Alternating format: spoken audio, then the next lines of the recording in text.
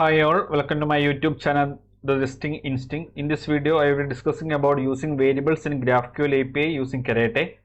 Variables in GraphQL allow for dynamic input to queries and mutations. They help make mutations reusable and prevent vulnerabilities like injection attacks. In GraphQL, variables are specified alongside the query or mutation itself. They allow for dynamic values to be passed into queries instead of hard-coded into them.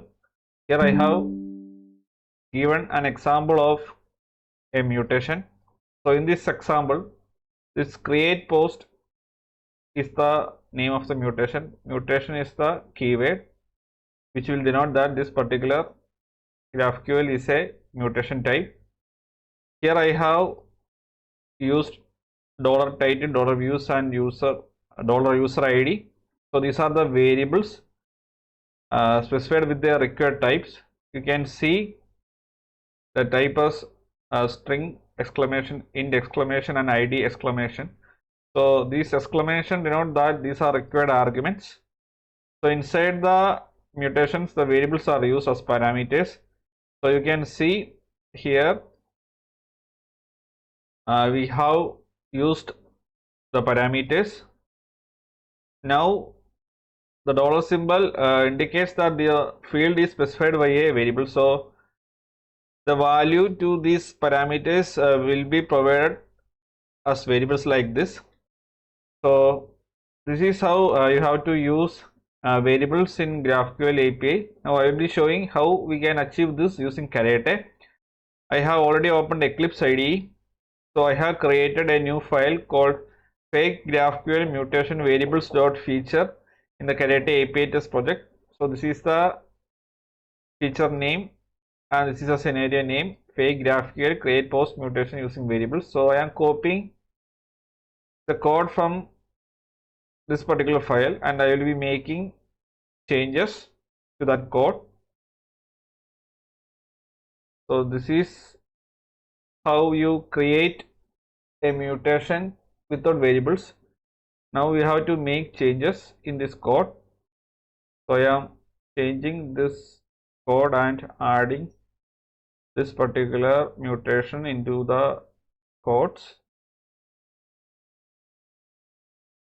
Now we have to define the variables as well. So to do that, you have to use and def variables equal to, in this codes you have to pass the variables. So it's a JSON.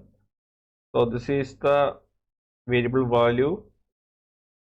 I am copying here. I am correcting the format. Now the important part is passing this variables along with the request. So here you have to put a comma. You have to use variables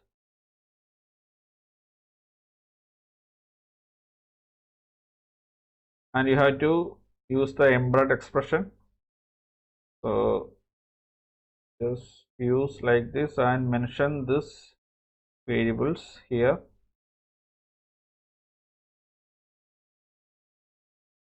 I am correcting the format again. So this is how you can make use of variables in GraphQL API. Here I have used mutation. You can use the same concept with GraphQL query as well. So the important part is you have to mention the variables like this and you have to make sure the syntax you have given is like this. So then the important part is passing the variables along with the request. So I am going to hit this request and after the execution I will be opening the HTML report.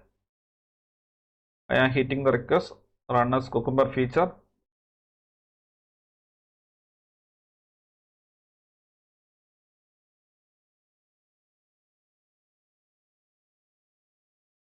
The execution is complete and the scenario is passed. I will open the report.